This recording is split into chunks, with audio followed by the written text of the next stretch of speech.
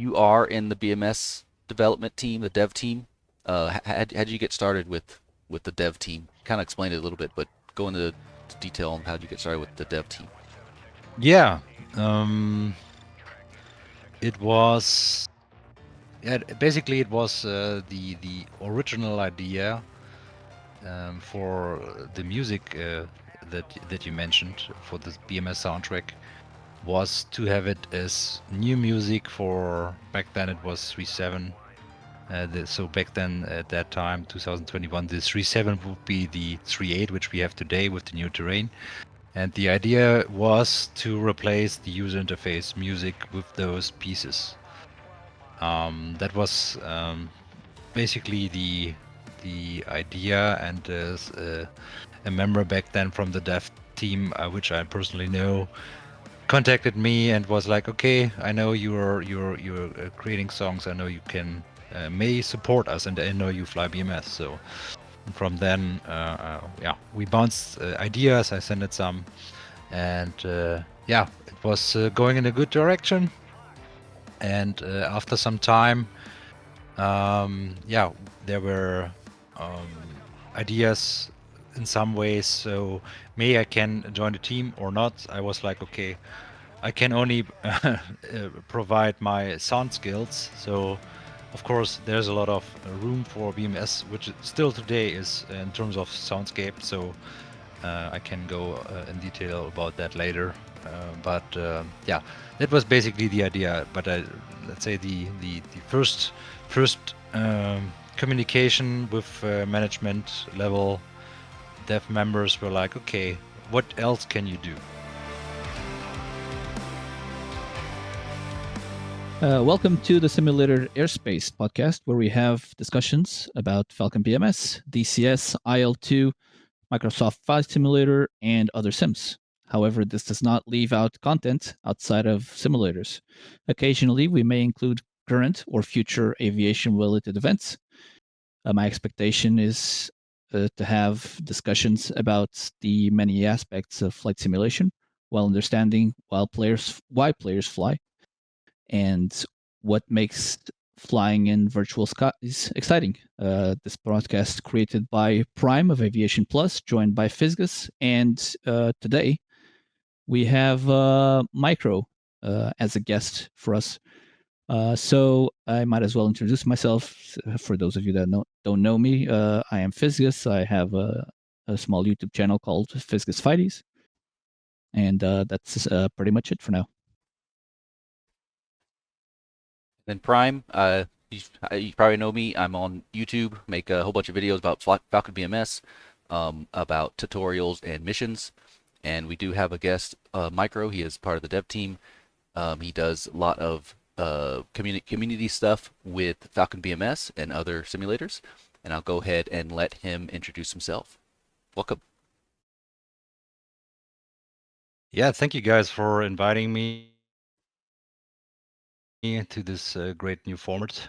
Yeah, I'm Micro. I'm from Germany, 41 years old, and I do yeah BMS since a lot of years, and being an aviation geek since my childhood, since I was 9. And yeah, in my real life, I work in the audio video industry. So Thanks for coming. Thanks for joining. So we were yeah, able thank to. you for the invitation again. Yep, no worries, no worries. Yeah, we were able to get Michael here. Some of the stuff we'll be talking about is how he got into Falcon BMS, some talking points about Falcon Events, which is something that he hosts with training of others, training of new people, training of experienced people. So just a training of in general when it comes to Falcon BMS. Believe you have like some B course stuff, some FLOG, some flight lead upgrade training, probably some like basic training things. And then later on in the podcast, we'll talk about some BMS development, his insight into the devs. And then maybe we'll talk about some F-15C things and then some beta team insight of the BMS team. So first, let's go ahead and start with the how did you get into BMS there, Micro, since you've been playing for a long time. So what kind of sparked the interest of combat sims in BMS? Yeah, as I said, I'm in flight simulator since I was 9, so in 1933, starting with the simulator called TFX von Ocean software. Then playing, yeah, basically to the beginning of 2000, 2005, I was straight single player, right? TFX, Jane's F-15E, all the Janes, basically all the Janes series from Electronic Arts. And I was since then interested in aviation in general and yeah, simulators.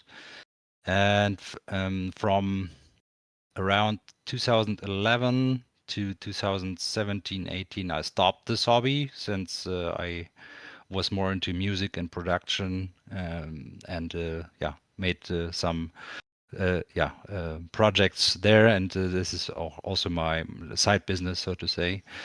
And 2018, I came back to this hobby, and BMS was still, all the time on my radar. So I checked what is the status of the flight simulation world out there, but without actively flying. But BMS was a thing, and I joined BMS again in 2018. I met one guys from the first virtual fighter wing, so basically the squadron which was Fiscas back in at the time. A guy named called Dan and Sharp. They have been part of the first, and they introduced me to the new group, new squadron, which was founded when the first fighter wings moved to DCS, and those were the 440th virtual fighter squadron, and there I basically discovered my passion about multiplayer flying. And yeah, I was part of the squadron for 2 years, and at some point, a friend of mine and I decided to do a little bit our thing. So COVID was ongoing, starting basically, that was beginning of 2020. And yeah, then we decided, okay, let's do our own thing. And that's the reason when we started Falcon Events. So that's some insight about where it came from, so to say. Awesome. You said you did some music for just for fun, and I remember seeing when you released your music for Falcon BMS. There's like a couple of you remixed all the original soundtracks and you kind of put your little spin on it. The if people don't know where that is, so if you want to listen to yourself, all the listeners, so you go to your Falcon BMS install folder, docs, then wallpapers and goodies, Falcon BMS soundtrack by Micro 2021, and then you have there's 12 different tracks there that goes over all the original soundtracks from Falcon 4.0, and Micro actually remixed them to his little taste, and they're actually very, very good. Yeah, thank you. Yeah, this work was done in a year. During COVID, I had much time. And as I mentioned, I'm a sound designer and a music producer and creator since I'm as a, let's say, 15, 16-year-old kid. So this is my not just a hobby. This this is my business besides my regular job. So I make productions and write songs for different artists and trailers and whatnot. And the BNS thing felt just naturally to give one of my skills to the community. So that's the reason behind the music, and yeah, it was a fun thing to do. Sweet. Fiscus, I heard you were a part of Micro's story of becoming a BMS connoisseur. Did you did you ever expect that you would be part of his upbringing, kind of being a part of his squadron? We met like very at a opportune moment, I guess. Well, maybe not opportune moment, but a very specific moment in our BMS cycle, so to speak. How do I want to put this? 2018 was I had been in the first VFW for a while, um, and then 2018 came along, and Micro joined, like he said, with another, with a group of other folks. There was Features as well, and there wasn't it Micro Features and Yes, Nick. Peters, Nick, I think, Peters, was yes, Nick, Magic, etc. Yeah, Dan. yeah, a bunch of really nice people, and then the 2018 Micro joined. We flew a lot together because back in those times I used to host some flights because the first VFW had a bunch of international people, like people from literally all around the world. But a lot of the flights were mainly geared towards the US folks. And so for a while there, I used to host a campaign for European people, more directed to European people. And Micro was involved in that a lot. We used to run a campaign on ITO, a little custom thing with a few modifications, which ended up going relatively well. We had people, like we even invited on certain situations, like other people from other groups. Like I remember we had from time to time a guys from French Mirage Squadron, which was pretty cool to see and cooperate with them. And Micro was one of the dudes that we hit it off quite well. I did not expect when we first met that he would become this I'd say proeminent figure, if that's the expression, in the entire BMS scene. So Oh, come yeah, on. I'm really happy to yeah, I'm serious, and I'm really excited to have you on. It's gonna be interesting, this one, I think. Yeah, I can confirm basically that kind of backstory. So yeah, we have some history together, right? Since 7+ years. Good stuff. Yeah, absolutely. Good stuff. So let's move on to the Falcon events. So like I said, it's a Falcon events of Falcon BMS. It goes over training, some missions that are being done. So can you kind of explain what Falcon events is and how you got started with it there, Micro? Yeah, sure. Good question. Basically, it started with the need to have more training for the European BMS community that I've been part at that time.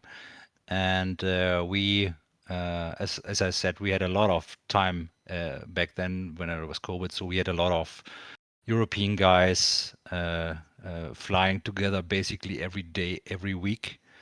And we discovered, okay, there's sometimes we have squadron people coming and they're a little bit more experienced. They have their SOPs, etc. But in general, let's say everything which is standard in terms of ground procedures, takeoff, etc., landing, refueling, etc. There's a certain standard worldwide which is more or less the same, right? And the idea behind Falcon Events was to provide basic training for newbies, for nuggets, for advanced players to a certain standard, but not be a squadron. So everybody can come and go as they like. They can fly with whoever they want to fly. But over the years, we found out, since we flew a lot with other friends, friend squadron from Taiwan, we flew a lot. We flew a lot with guys from Great Britain, Israel, Australia, you name it, and we learned so much about their doings. But we also learned a lot about the real need to have a platform where everybody can learn, who don't want to be a part of a squadron at the beginning, maybe. And that was the basic concept, which took us 2 years to develop. And in 2022, we released our first FE school syllabus and concept. And yeah, since then it growed. We have about till today we have about 15 graduates. We have now 6 IPs, and it have grown a lot, and yeah, we are still developing it, especially with the change to 3.8. We had to fix and yeah, fine tune a lot more, and yeah, that's the basic idea behind the FE school world. In addition to that, we, as you said, Prime, we yeah, organize missions from time to time, not on a regular basis anymore. We did that for 2 years, but it honestly burned us out a little bit. And now we want to focus again more on training and on the FE school and do a mission from time to time, do a special training from time to time, but our main focus is now the school. Where, if someone was interested, where would they go? Is there like a website or a Discord?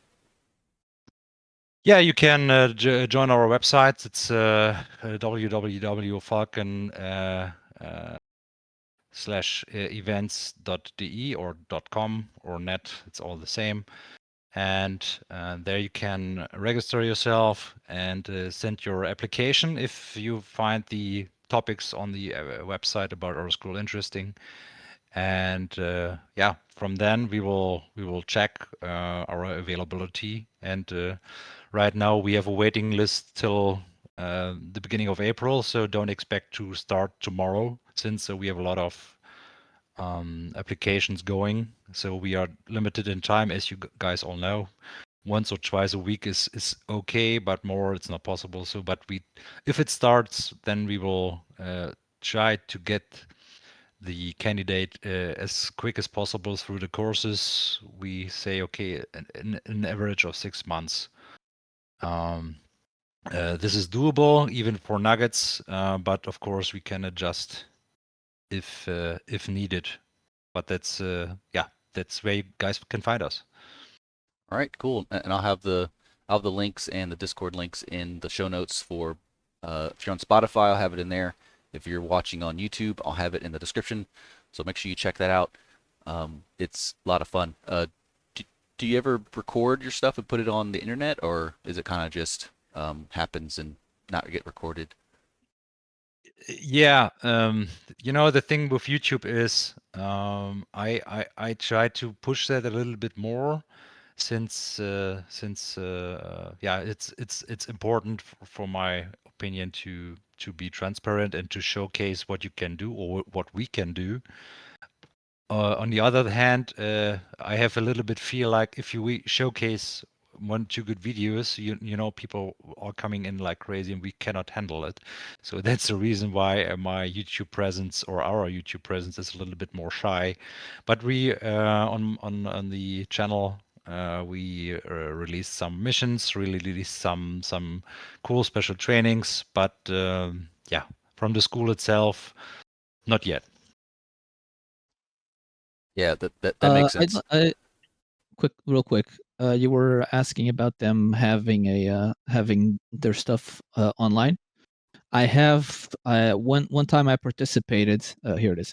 I participated in one of their events with the group that I'm part of, 7-2 Squadron, which I at the time I live streamed, and if I'm not mistaken, this was one of the times that I was doing it in VR.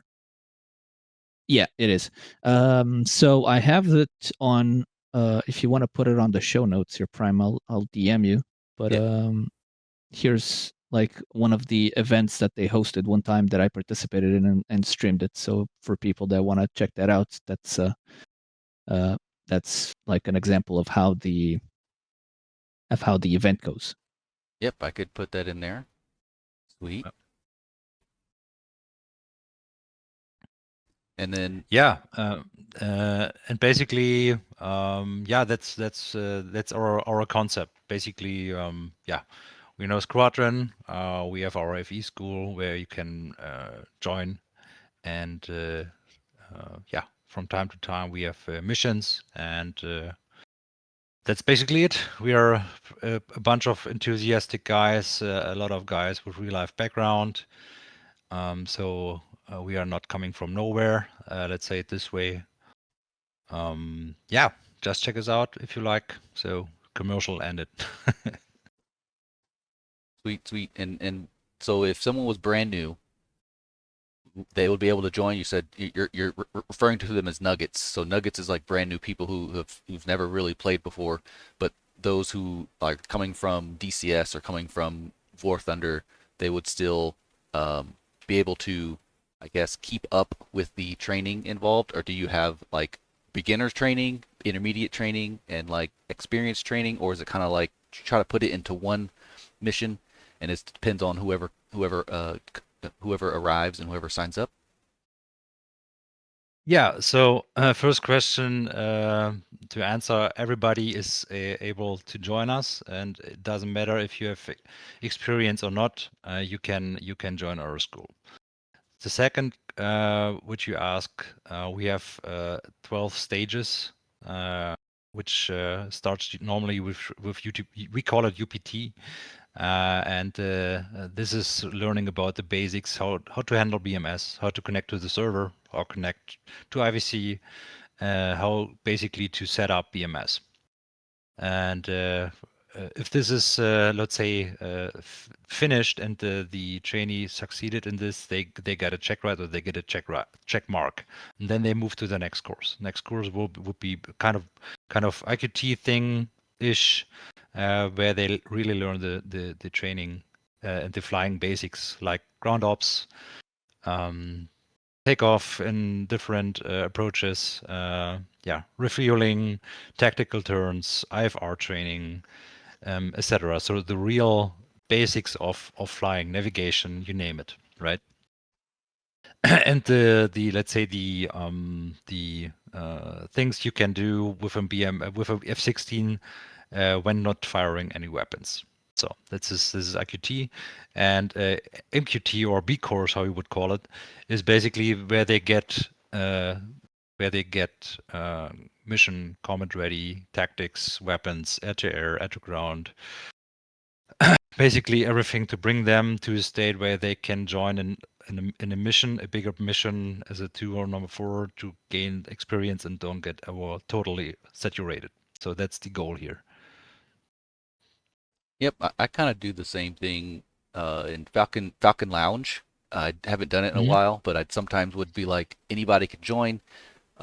Usually, the first missions that people absolutely need, is just to fly. Like no enemies, no threats, no like tactical stuff. Just needs to learn how to fly. Like you said, to join the mission. So join online, know what the DTC is, know how to make circles on the 2D map. What is a 2D map? BMS calls the map you see in the campaign, that's the 2D map. Knowing some of the vernacular that we use for like the 2D map, the 3D map, when to join, the click dance, like all that kind of type of stuff. So that's the base thing you need to know first before you even get to fly. But everybody wants to fly, so we usually do that for a little while, and then we get in the pit and to 3D, and we have them take off.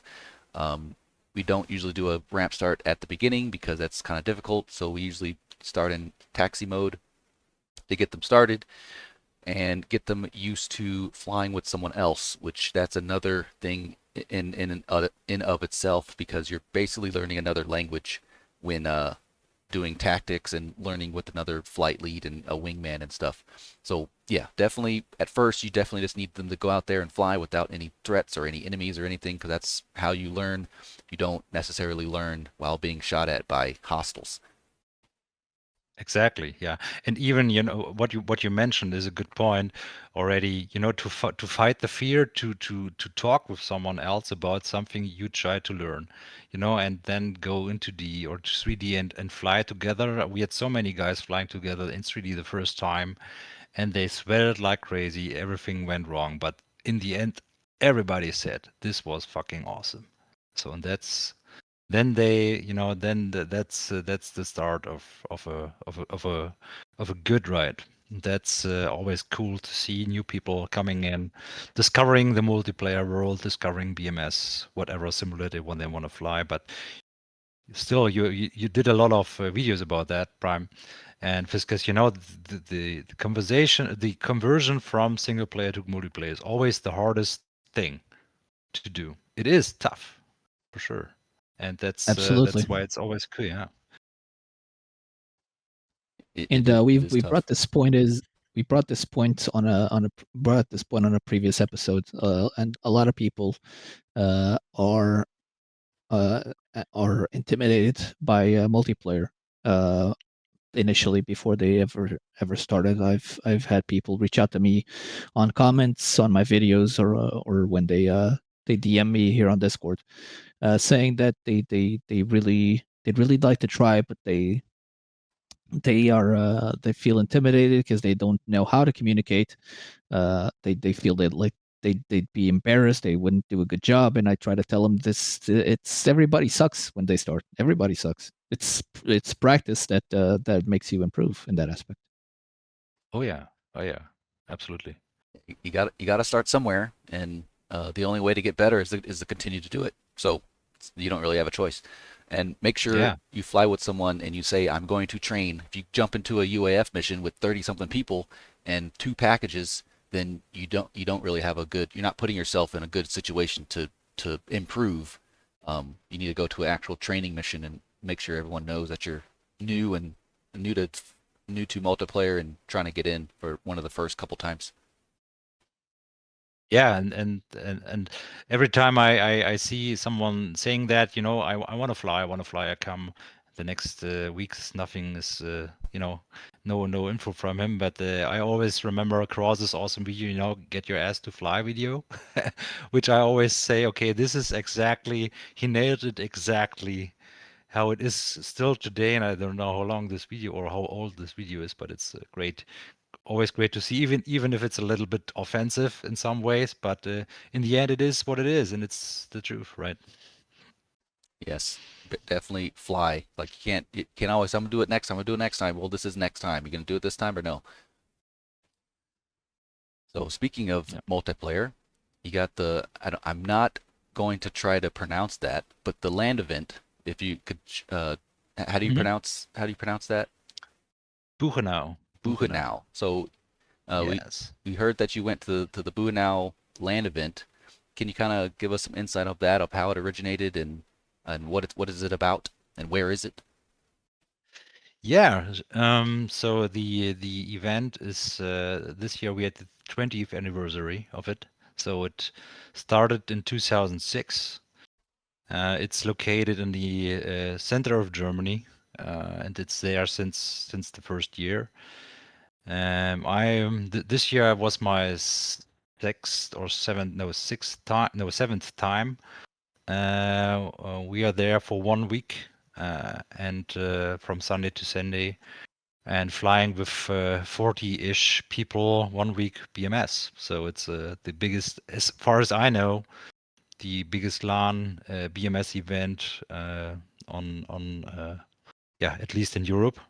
I'm not sure if there's any similar on the world, but I don't know. And it came from basically we had a big LAN event in the 2000s going on here in Europe, which was called the Lowland Tiger Meet. The first one was 2001, I think, way before my time. I just know the stories. So, and yeah, some founding members of the Buchenau LAN have been participating there. It was a big thing, like 100 plus pilots, not only BMS, or let's say at that time it was a Force or even 5.0. It was also other simulators like IL-2 or Lock On, or however this stuff was called back then. So it was a big event, and from that big events, one guy, I think his name was Max or so.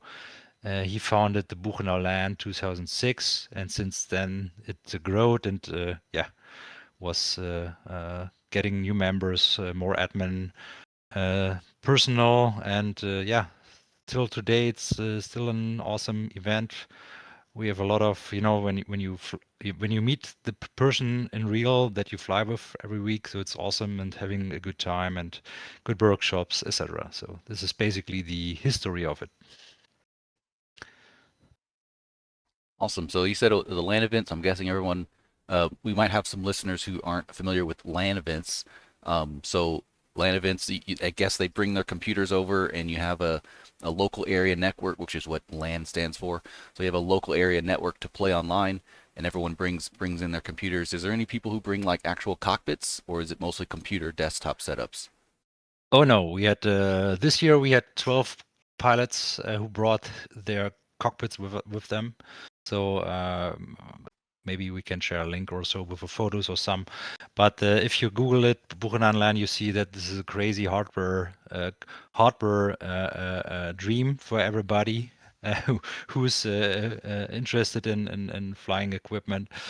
So 12 people with cockpits, and the rest was desktop pits, or let's say some kind of hybrid between desktop and cockpit. So it is a massive hardware environment. So we have our own rooms, we have our own infrastructure, switches, cables, etc., and we bring this stuff all the way to the event each year, and we set it up one day, test everything, and then at Monday basically the event starts. So maybe you can drop a link in the description as well later, so people can see how awesome it is. Yes, will do. So is it missions that you do? You have like a package mission, or kind of like or dogfighting, or what kind of what kind of activities do you have? Yeah. So the usual day starts with a workshop in the morning at 10. Can be different topics. For example, this year we had iHawk talking about new terrain. So it was a remote session. We have real life guys and who are at the vicinity who talk about mission planning, BMS tactics. Some talk about tools. So we had tech with us this year from the US. So we have very international guests. So as well. So it's not just Europe.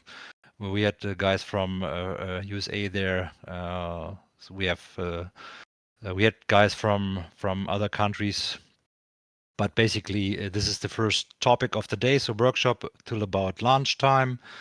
After lunchtime at 1400 local, we start the first briefing and the first mission. So briefing is about 15. Briefing and let's say IVC check is about 50 minutes.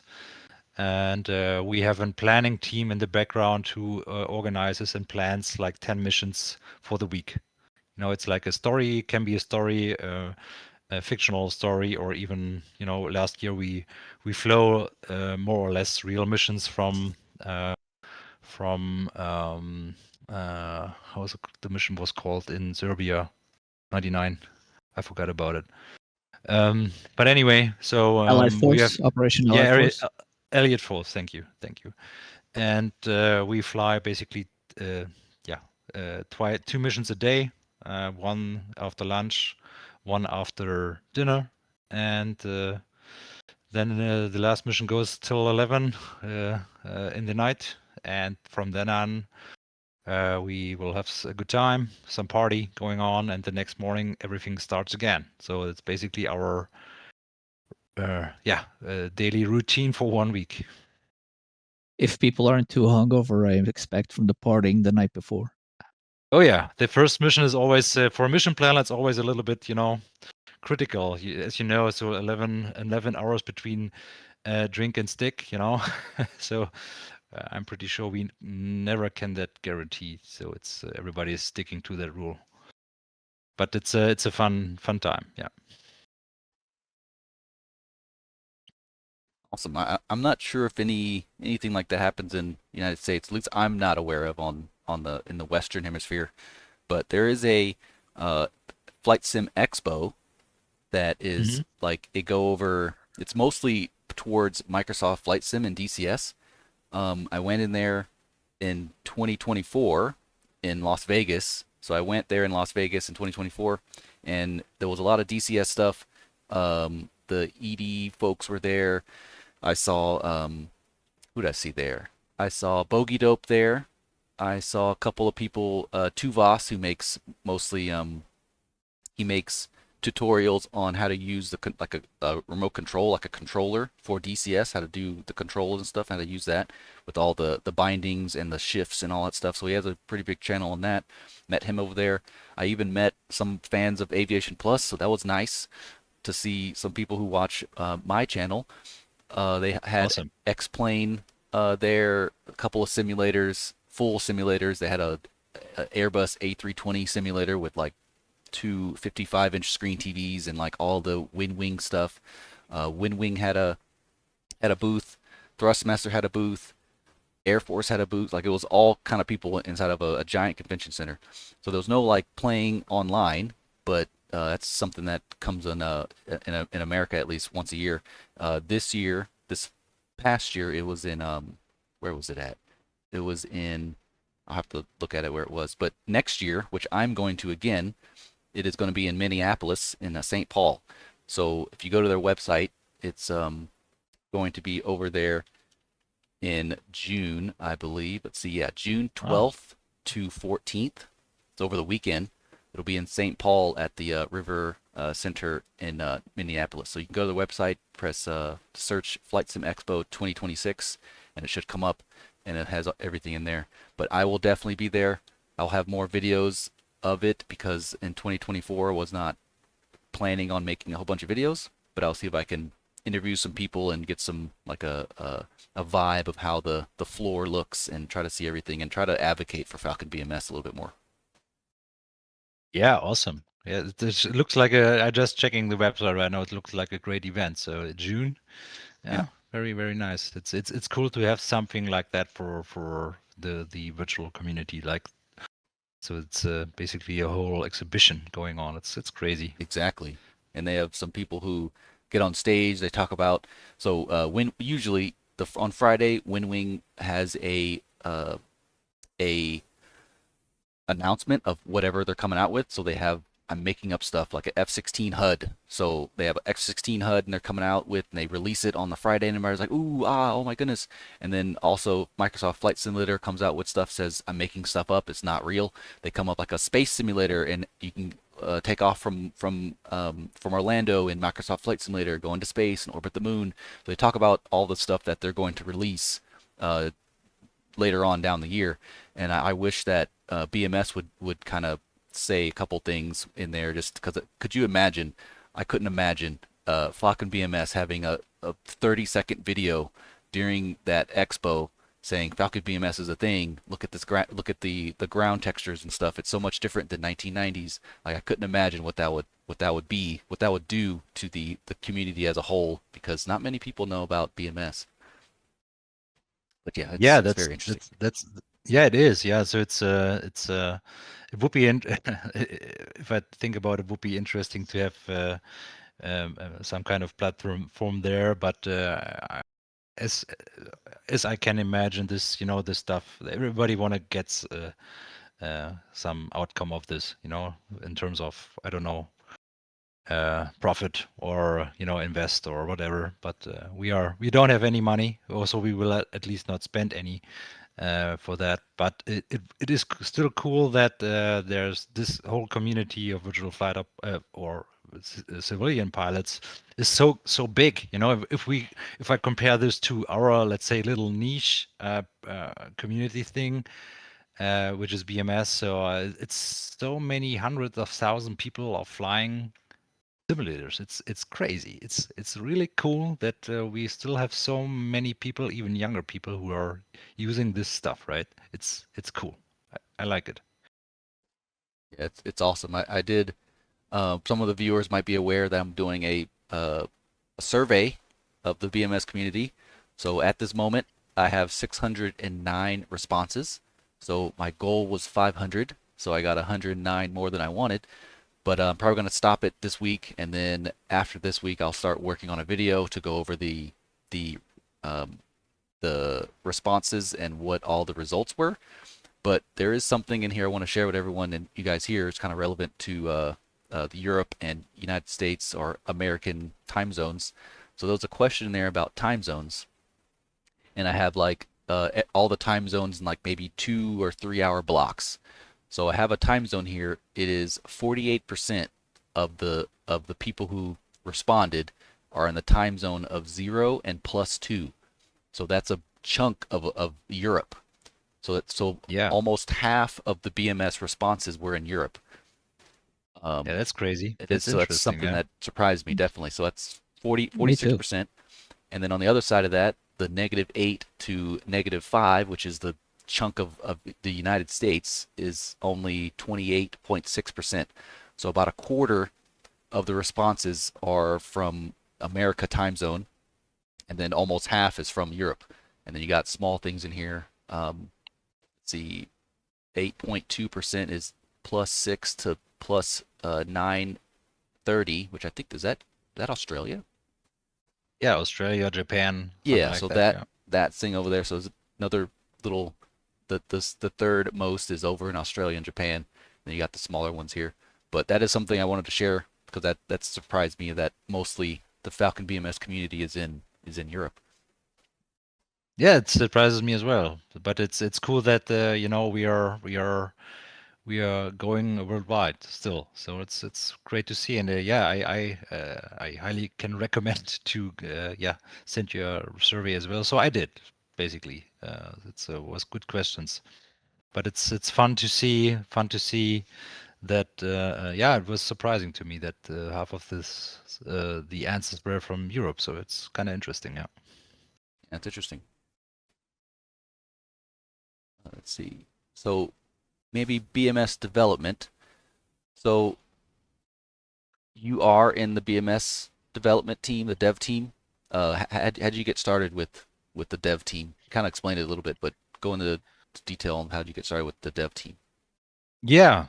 Um, it was basically it was the original idea for the music that you mentioned for the BMS soundtrack was to have it as new music for back then it was 3.7. So back then at that time 2021 the 3.7 would be the 3.8 which we have today with the new terrain. And the idea was to replace the user interface music with those pieces. That was basically the idea, and there's a member back then from the dev team, which I personally know, contacted me and was like, "Okay, I know you're creating songs. I know you can may support us, and I know you fly BMS." So from then, yeah, we bounced ideas. I sent it some, and yeah, it was going in a good direction. And after some time, yeah, there were ideas in some ways. So may I can join the team or not? I was like, okay, I can only provide my sound skills. So of course, there's a lot of room for BMS, which still today is in terms of soundscape. So I can go in detail about that later. But yeah, that was basically the idea. But let's say the first communication with management level dev members were like, okay, what else can you do? And I was like, I know that there's a gap right now in your documentation team. Which was around the time when I think Red Dog was not in the team anymore. And said I do some writing as well. So I wrote back then. I wrote for 2 German aviation magazines about even my topic flight simulators, which I did for 2 years. And I sent them some articles that I wrote. They've been in German, but okay, no problem to translate them. And then I said, I also interested in creating airport charts and ILS charts, SID charts. I started this back then since the Balkans dev team asked me if I can support maybe, since I heard I can maybe do that. And honestly, I had no idea about all of this technical documentation and charts, but I had time during COVID, and that was basically my entry to the dev team. in the short story. Let's say it this way. I can enhance this, but this is basically, hopefully, Nate's your question. Yeah, that's pretty. It's good. Um, so in your experience, how is the BMF team structured? Is it like a traditional company? You said that it was mostly for like I think everyone mostly knows it's volunteers. We're not getting paid. But is there like separate niches and separate experience levels of working on like an art team, avionics team, and flight models team and stuff? Yeah. So we have a management. So we have some, let's say, senior dev members who have the last word in some decisions, or let's say some directions. We have also, for each release, we have a release manager, which is mostly a coder. So for 3.7 we had Thiago and Cypher as release managers. For 3.8 it was iHawk. Then we have the departments you already mentioned. We have 3D, we have data, we have sound, we have docs, we have basically flight models, and coders is mostly basically the thing or the same thing. And we have a lot of members who are advanced in many different areas, which is kind of singular, I would say. Yeah, that's basically how we are structured. And in the end, as you may know, once you are in a team, and as long as it gives BMS, or it makes BMS better, you can basically do what you like. You know, if you have an idea, I want to improve that, I want to do that. I have an idea here to improve this little detail, as long as it's not worse than before, or you can, or let's say, if it can be enhance the environment and the user the user handling of BMS, it's you go for it, no problem, right? So, but there's no one tell me or tell us you should do that now or you should do that now. It's always free will, so to say. It's kind of like just work on whatever you can when you can. Yeah, basically that's it. I mean, when I joined the team, there was the 3.6 release coming. I think I joined in September 2021, and 3.6 release was it maybe even 2021? I think so, end of 2021. So, and we had a great challenge to develop, or let's say, my main job at that time was to create all the new airport sounds which we had at that time. So we had a lot of new air bases coming in, the Japanese air bases mostly, create with an AI tool Frax for that, putting all in a database, and make it sound okayish. And also the documentation was in okayish shape, but we had a lot of work to do to catch up with the development of all artists, coders, since 1 year before there was no documentation at all updated. So this was a pretty tough and challenging job to do, so to say. But more or less we made it in time. But it was basically my entry to BMS, so it was crazy to have like 30, 40 hours per week working on it, which is kind of normal for a lot of guys. Yeah, that was my entry basically to BMS. Good times. Yeah, nice, nice. So if someone was interested in joining to help out, what Mm-hmm. kind of skills would you want them to have? Is it like C++ or some data stuff or some 3D design? What are kind of the skills you would want them to have? Well, the best introduction with the, let's say, if you want to join the team for whatever reason, there are there's one way which is, in my opinion, the most promising way to get the job, so to say, which is showcase your skills in the forum.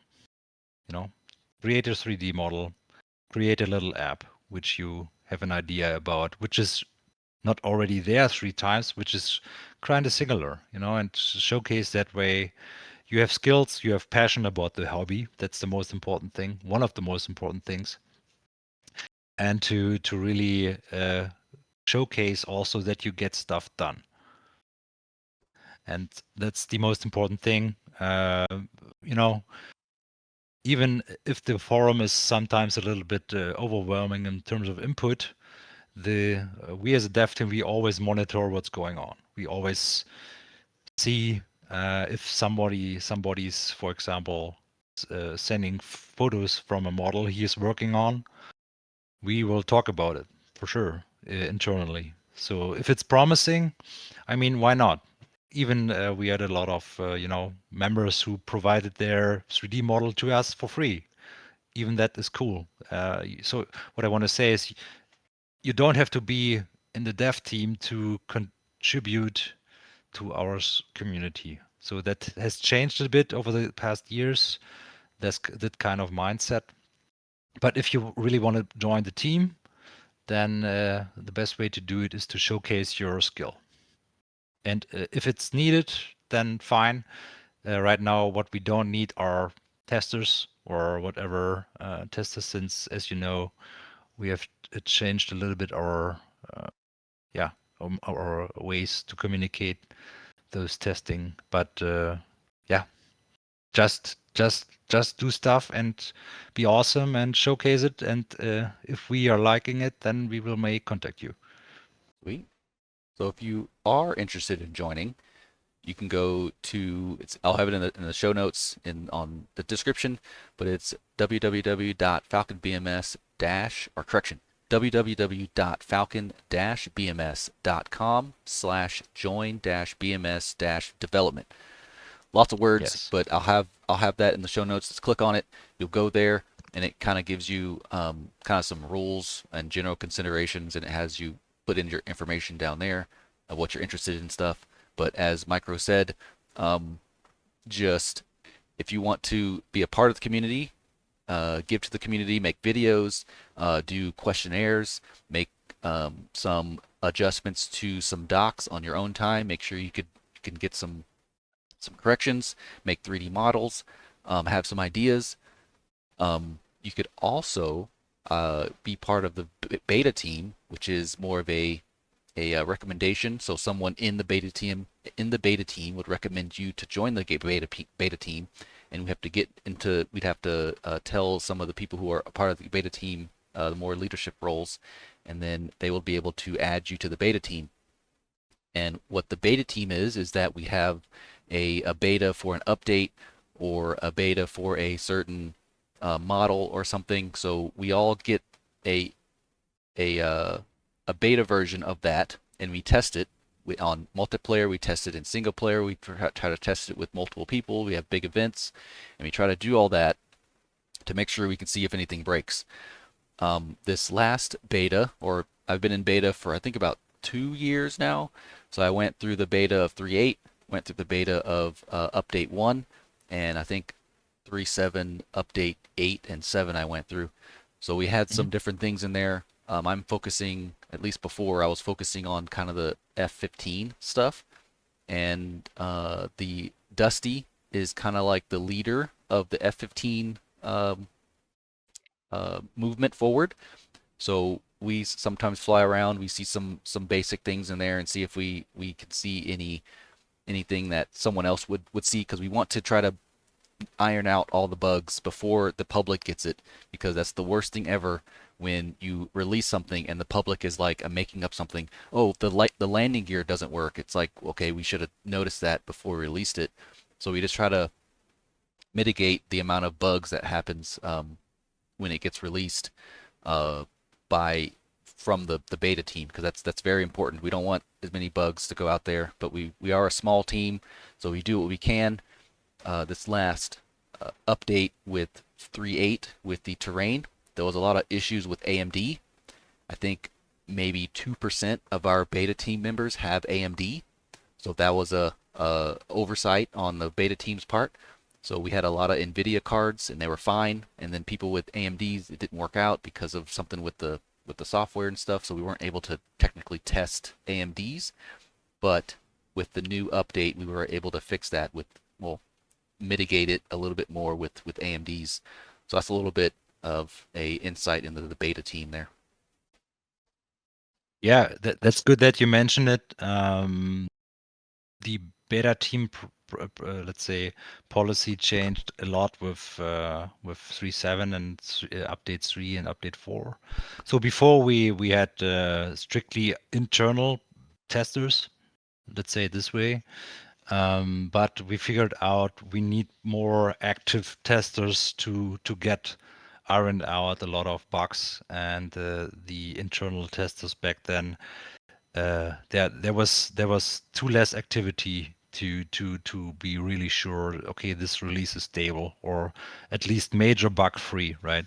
And that's in my opinion one of the best decisions in the past 2-3 years was to open up a little bit and to be more transparent about what we are doing, what we try to achieve, and to involve, let's say, new guys like you, but guys who are really know what to expect from the sim and be passionate about testing.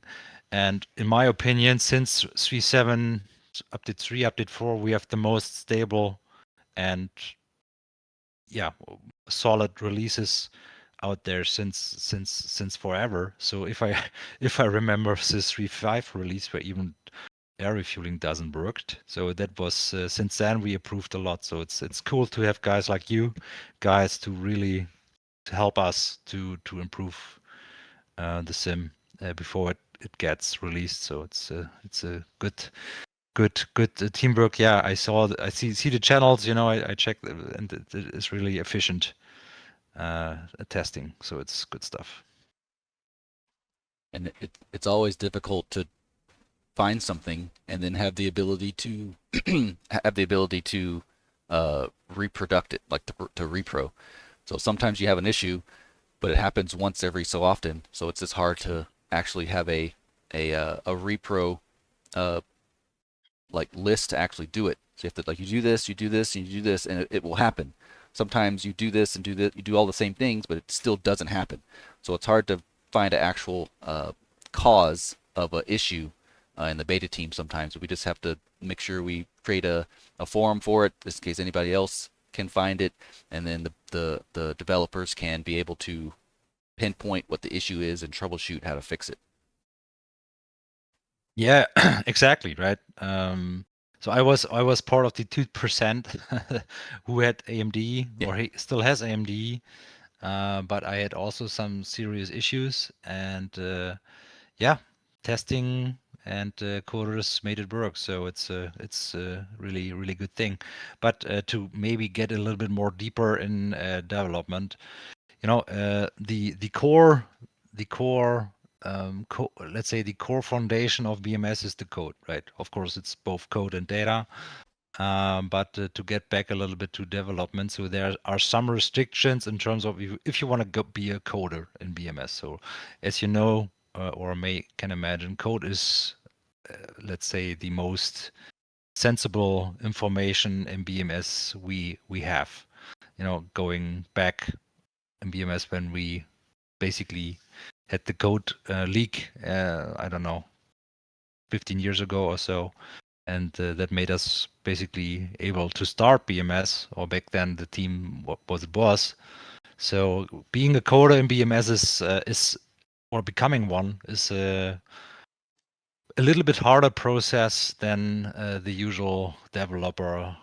If you want to get a 3D guy, okay, there are 3D core guys who know the processes, who know how to deliver the models in a certain way. But to motivate people if you have good coding skills, so it will be a little bit more of a process to get in the team.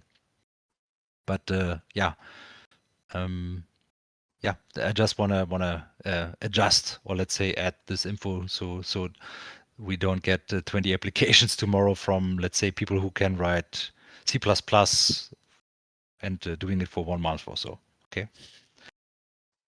And like you said, if you are interested and you want to um, be a part of the dev team, try to choose something to work on. I think we have some weapon delivery planner is starting to lose its effectivity, kind of. Mm-hmm. We have what else do we have? The weather. I think it's F4 weather or something, where it still works, but I think there's more weather being added, and the F4 radar is a way to get real life weather from other places. So if you want real life weather for a campaign in Korea, you could use F4 weather, and it'll get all the METAR data and it'll put it into weather files so you can use it in BMS. So that's probably going to start dwindling out in effectivity, and it has been updated in like 4 years. So just kind of find something that needs to be updated and see if you can kind of get into it and start updating it.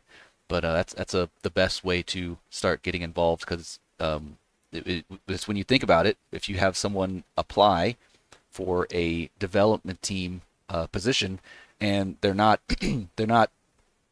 uh, they're not active in the forums, it's kind of hard to see what they do. So if you're active in the forums first for 6 months, 7 months, or whatever, and then you actually apply, it'll be a little bit easier for the people reading your application to be able to understand what you do. Yeah, exactly what you say.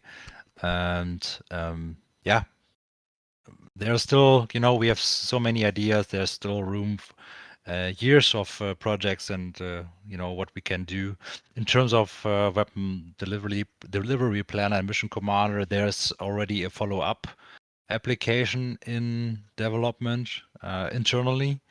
Hopefully it is done soon. And if you want to, so I don't know how long F4 Weather or F4 VX, how it's called, it will be still working for 3.8, but if you want to if you want to get live weather, I highly recommend the BMS interactive maps, which can be found on our website, which also get you that kind of feature. Also, many more features. So my good friend Tech and I worked on that many years. So it's a good alternative to the F4 weather app. You said it was interactive maps or live maps. Yeah, it's BMS interactive maps. If you go on the Falcon BMS website, and before you join the forum, there's a little button which is called Maps, and there you can go. If you use 3.8 for now, only KDO. KDO is more or less done. The other main theaters will follow on, hopefully soon. But there you have basically the BMS map with all airport information. You can do mission planning with that. You can drag your INI file. You can make a briefing charts of it. You can import real life, or let's say you can download real life weather, and you can import it then to that map, modify it, and save it as an F map. So it's all in one app. It's many people don't know about it, but it's there. Or let's say the first version was I think 2015-16 from Red Dog, and we reinvented it 2-3 years ago. And there's also a live interactive, or you can host a live session and plan together on one screen. So it's all possible in one app. So to have a little commercial about that as well. Awesome. Yeah, it's good. It's good to have other um, references and I guess tools that people can use to make missions and stuff. But yeah, I use the interactive map sometimes to get, especially if I'm in the game and I don't have time to look through the docs and do all this stuff.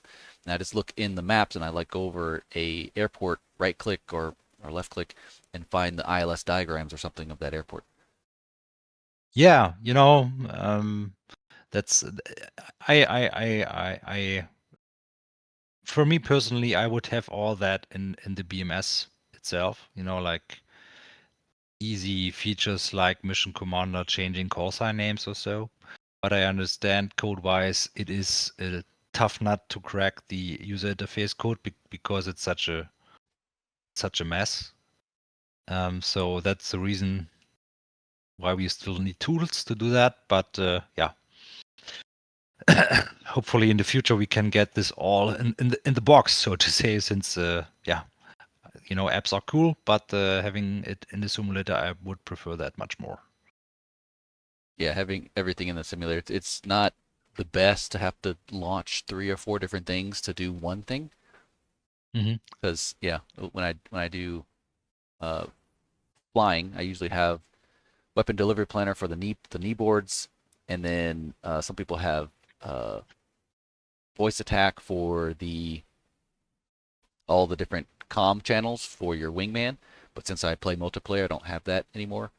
Some people have when they have MFDs, so they have separate MFDs and separate screens to kind of put the screens to there, so you can see the MFD on your MFD peripheral, so you can see the actual screen there. It's another app you got to launch. There's different things you got to launch to get the full capability of BMS sometimes. Yeah, exactly. Let's see. So the F-15C. So that's something that's come out. I think it's been about a year or so.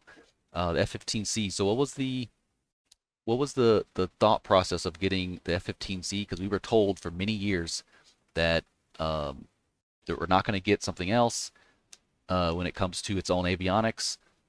We all know that all the airplanes in there have the kind of feed off of the F-16 avionics on there, and that's what we kind of all accepted. But there was a break in the clouds of being able to get the F-15C in there. So what was the thought process of getting the F-15C, and the how did you start developing the F-15C aircraft? Yeah, right. So first of all, I was not the main focus, or let's say the main driver behind the F-15C development. So there was some art guys, some coder guys who just had the idea, okay, we have this great cockpit model here. I think it was from Dema back then. And I said, okay, let's push this. And they basically had the idea, like what I said before, if you have an idea, you can do whatever you like. So there was no decision made from management. Okay, now we crash our own, BMS environment, F-16 only policy, and let's do something different. So there was like 2, 3, let's say 4 core guys who really hardcore did this for 3, 4, 5 months, every day, exchanging data, exchanging ideas, exchanging data, exchanging bugs, whatever. And they really pushed the hell out of this idea. And I think after 6 or so months, they basically had the first version ready. So it was an idea, it was the motivation, it was really the time, of course, back then. Still, it was it started during COVID to achieve that. And I just was on the side field, so to say, to give some beta testing and to basically then create the whole documentation for it.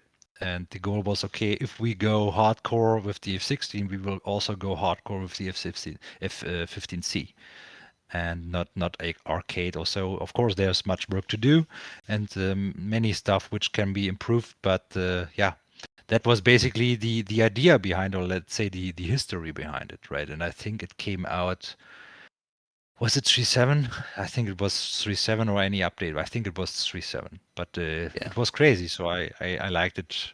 I like that approach real much, to open up for other aircrafts. I enjoyed it very much. I still enjoy the F-15, especially, PVR now in BMS is a different game. And I don't know. Hopefully in the future we will get more people who are able to create other other fighters. So trainers, I would lovely to see a good trainer aircraft, but you never know. Everything can happen. So, real quick, Micro, I think this is basically a very explicit response because I get a lot of comments about this, and I'm sure Prime, you get this sort of comment as well. A lot of people saying, "Oh, BMS looks really good, but I wish it had whatever this aircraft on there. Wish it had this modeled." So basically, for people who don't who question why hasn't BMS, I don't know, made a Hornet, or why hasn't BMS made an A10, whatever. Mhm.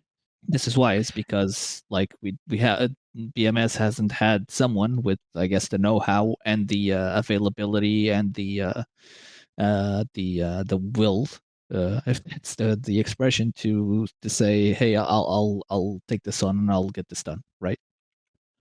Yeah, but it's exactly what you say. So no one had interest in this to doing it, right? Every time I read a comment, I try to avoid that, but once in here I read stuff, especially in our trailers. So why you don't have that? Why you don't have that? And my always the same answer is learn code, learn 3D, and get it done, and we will import it to BMS. But it needs people and manpower to do it, right? Because even developing the F-16 is quite insane in terms of that level of detail what we have today. And now having a 3.8 engine, which is completely new terrain engine, new as for new code for clouds, for weather, for etc. So this is basically not a complete, but a mostly not at all the original simulator. I mean anymore, right? Which you can see, of course. But to answer your question, there must be a interest and a desire to create an aircraft model or a cockpit or whatever. So we have a lot of cockpits already there, which are, let's say, okay-ish to use, but yeah, they have F-16 avionics in it, of course, but there's always a way to do it. There's always the possibility to do it. No one in the team would say, okay, you cannot do that. So if I want to do an A10 and I would be a coder in a BMS team, and I have a good 3D guy yeah, which I want to do it together, then there are no rules to not do it. So speaking on the 3D models, I don't remember the person's name, but there's been a F-16A model thrown around in the forums. And I know a lot of people, oh, we need a F-16A, F-16A. Me personally, I don't really want one because we're, I mean, it's not cold. I mean, it'd be cool. Don't get me wrong. It'll be awesome to have a F-16A. But when it comes to where BMS is trying to go, I don't think we're trying to go to the Cold War stuff. I think we're trying to kind of stay where we are for the most part. But what is the talk in the developer world of the F-16A and the models that were brought up on the forums? Yeah, I know that model. We had some discussions about this, but the problem is we have to make really sure if we integrate something in BMS that it's original content, right? And in this case, if I remember correctly, maybe I'm wrong, but there was no 100% clarity. Okay, who's the owner or who has the copyright on it, right? And since then, there's no one who jumped on it and created a 16A cockpit. I know that there were some development process internally going on to start it. And I personally would love to see an F-16A cockpit since, I'm a big fan of I-280s campaigns, KDO 80s campaigns without really, let's say, limited avionics. You I, I, dinosaur. I'm just kidding. I, yeah, I love this stuff. I just love it. And I'm a dinosaur maybe in that area. But I can remember a Buchenau event and several missions we had at the with the UNOPS who had this great European map going last year or so, or this year. And even if it was not an A cockpit or with some avionics, it was so nice to fly low level, following my lead, stay visual all the time, bad weather, hostiles all around, no data link, no link 16, and just be in the being really focused and sweating like hell. So I like this kind of stuff. But anyway, um, I don't know if there's any F-16A development going on right now. Yeah. Um, so yeah, people might not like that answer, but it is the answer. But I do feel you on the not having to use Link 16, going down low level, doing some like basic pilotage when it comes to flying around, not having to rely on your panels and your screens. But BMS does kind of simulate older models, not with the older model F-16s, not technically with the organizational structure of the cockpit, where some people may know the F-16A only has one MFD, maybe, and then the other screen is like a LED type calculator type of screen fidelity. That's how the screen is. So in BMS we have the F-16A. It has a F-16C cockpit, but the MFDs are black and white, or not black and white. They're monochrome, so they're green only. Green, yeah. And there's no Link 16, there's no data link, there's no mode 4. Like they've removed some of the features, the modern features from it, to give you that sense of a 1980s type of feel. Also, the weapons are kind of taken away, so there's no AIM 120s. You only have AIM 9s in that sense, because the 16 didn't have, for a large majority, or popularity wise, didn't have AIM 7s. It had the AIM 9s at first. So that's kind of how BMS kind of puts you into that 80s type of thing. But people would like a F-16A cockpit visually to be able to get more immersed into that 80s theme. Oh yeah, oh yeah, yeah. What I said, nothing is impossible. As we always say, 3 to 4 Falcon weeks, and then it's ready. But if you're a cool 3D artist and really into BMS, this is your chance to get your cockpit in BMS maybe. So jump on it. Uh, on the F-15A, sorry, not the F-15A, F-16A. Isn't there there's not even an ICP as a lot of people perceive it, or is that like an OCU thing? Because I think maybe some people that are asking for that might be asking for an F-16A would be in for a very, very rude readaptation to the entire F-16 and how it would be working from from the very essential tool, which is the ICP, and not having that, or having that be like totally different. That would be something that I think most people, I know I would very much struggle with, right? Oh yeah, oh yeah. I'm not mistaken. Yeah, I saw an F-16A cockpit multiple times, which was in a museum, and I was totally confused. I was like, okay, where's my MFD? Where's my CP? What the heck? But yeah, I mean, in the end, it's a new airplane, right? If you model that, I mean, of course, there is since the A model isn't there since, I don't know, 25, 30 years plus, for sure. There's information what the display would shown in terms of data, whatever.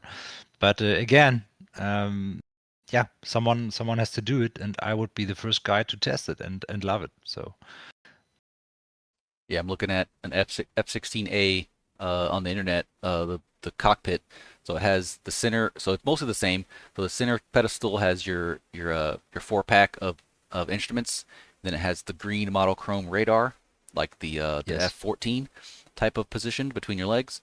And then on the left side has that calculator fidelity type of screen for your weapons and stuff. So basically would have like air-to-air mode, aim 9, count 2, and like your guns. It would have all that stuff there. And on the right side, there is no MFD. It has like your engine instruments, your fuel, and some backup instruments there. And then Yeah. the stick has one less button. It doesn't have your TMS switch. There's no, at least the shape of the button. So there's no TMS switch on there. All you have is your red fire pickle button, your trim, and then like the castle switch, which we use for our display management switch in the current F-16. So there are some definitely button differences and some panel differences. I could see some different panels that aren't the same on the side there, but it is going to be would be definitely different if you get into an F-16A cockpit from the current one. Yeah, and what you said, so in BMS we simulate different blocks, so more or less it's accurate from the block 52 to the MLUs and up to 52 plus. So we try to get it at least what the panels are and the avionic basics are fit to the actual blocks. So that even alone is maybe interesting to learn that each block has different avionics, or let's say at least different pages, different layout, different panels. So BMS has about, I don't know, 10 or 11 different cockpits at least for the F-16, which is crazy, you know. And if you Google the F-16A cockpit, so I like the yeah, what you said. The left MFD more or less is like the ICP what we have today, but yeah, that's kind of the main control panel, so to say, at least for data. Let's look at see the work in progress cockpit forum on there. They have pictures of it. It's actually on, so you have the safe gun mode EEGS stuff on there Mm-hmm. and different things on that. So it's I'm curious of the more current stuff. So some people know that some of the block 30s, 32s, and some block 40s are getting the center pedestal unit, so that the CDU, Mm-hmm. center display unit. Mm-hmm. Has there been anybody talking about getting the center display unit in the cockpit of BMS, like 3D wise? Because I think I see the actual data is there to be able to pull it from the information and put it on the screen, but the 3D screen is not there. Because I see in a YouTube video of someone, they have it in their full cockpit where they have the center pedestal screen there. So they're getting the data from somewhere, but there's no 3D visualization of it. Has there been any talks of getting the center pedestal display in BMS? Yeah, we had definitely, especially when talking about newer blocks. So I think block 50 doesn't have it. I'm not sure if the 52 plus already have it, at least from the Polish and Greek guys. But this is a little, let's say, modification which they did in the, let's say, past 10, 15 years. So we try to simulate the block 50 and block 52, right, which don't have it. There are, let's say, communication about if we could get it, or let's say if it makes sense to add it.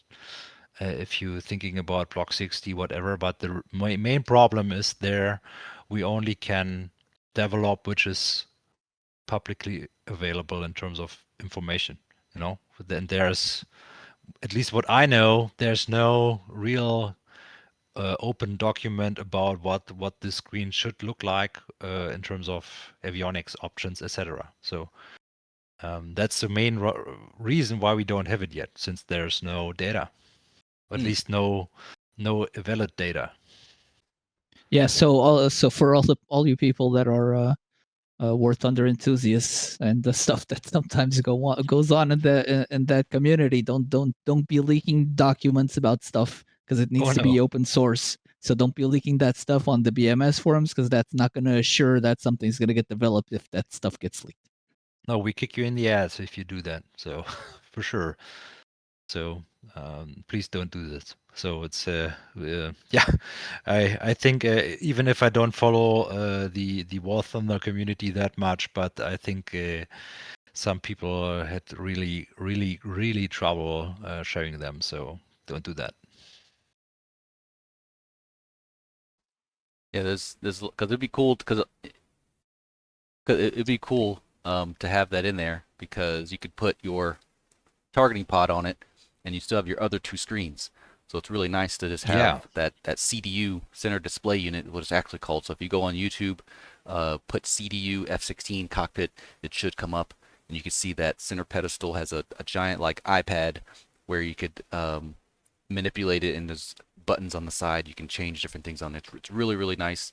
It's mostly on Block 30s and some Air National Guard stuff in the United States, along with the Block 70s coming out, uh, yeah, foreign F-16s. But it would be neat. It would be definitely be a modernization of BMS absolutely. on Yeah, that. absolutely. Yeah, absolutely. I would love to see it as well, but again, everything is possible. Yeah, but to my knowledge, we don't have any valid data about it yet.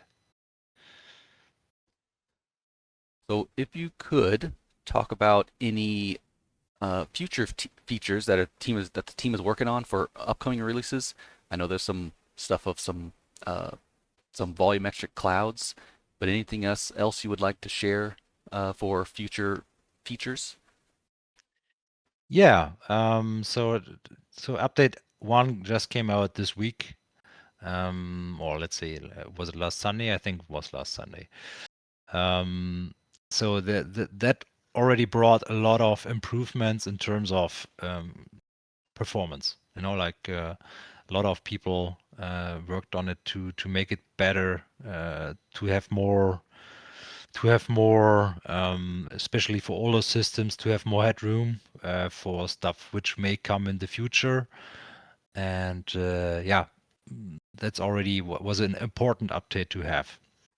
And for update 2, whenever it comes out, yeah, there are already some photos about volumetric clouds, which are awesome to see. The main guy behind it is really working hard right now to get it integrated. So I don't know if it's U2 or U3. You never know what what limitations we may face, but it will come for sure. And it looks awesome. I'm pretty sure on Falcon launch there are already 1-2 photos from Shihiro. So he's a main guy, good buddy. And what I also know is the damage model will get some improvements. So basically the visual impression of a damaged aircraft will increase, which is kind of awesome.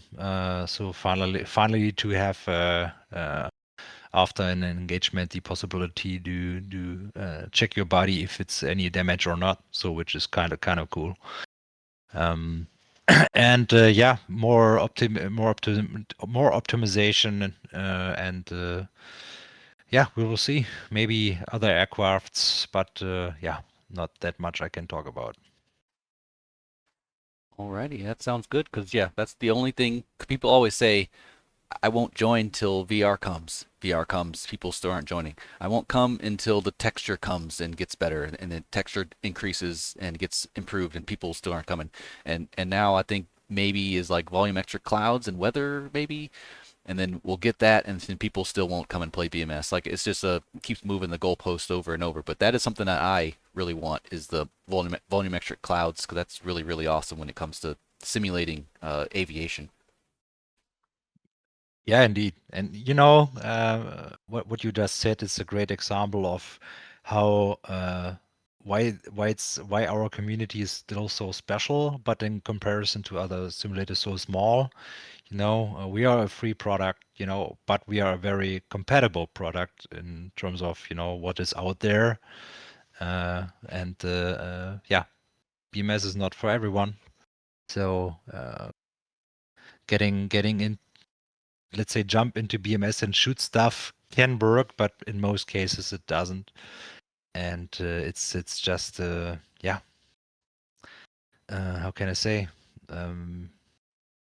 It's good that it's that stuff is coming, and it's good that we will get better and improve and get more features. But always somebody will always complain, you know. And I can remember when we get Link 16, everybody was like, "Whoa, finally Link 16!" But what about Link 64? I Yeah, what mean, about something come on. else? Like, oh my goodness. Yeah, if you listen to that, let's say wishes, I would call it Oh that yeah. way, then you will never be satisfied. So it doesn't matter.